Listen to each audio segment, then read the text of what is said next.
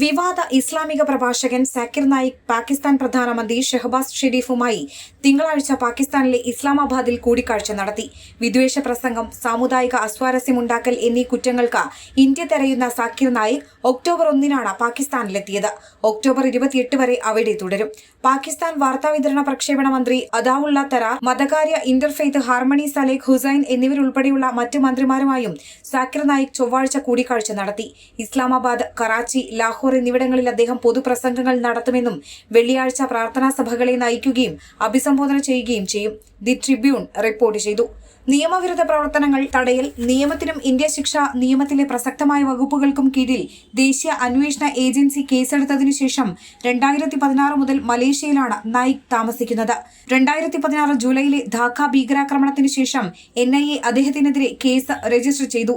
അവിടെ ആക്രമണകാരികളിൽ ഒരാൾ തന്റെ യൂട്യൂബ് ചാനലിലൂടെ നായിക്കിന്റെ പ്രസംഗം തന്നെ സ്വാധീനിച്ചുവെന്ന് സമ്മതിച്ചു. ഇയാളെ കൈമാറണമെന്ന് ഇന്ത്യ അഭ്യർത്ഥിച്ചെങ്കിലും മലേഷ്യ ഇതുവരെ വഴങ്ങിയിട്ടില്ല.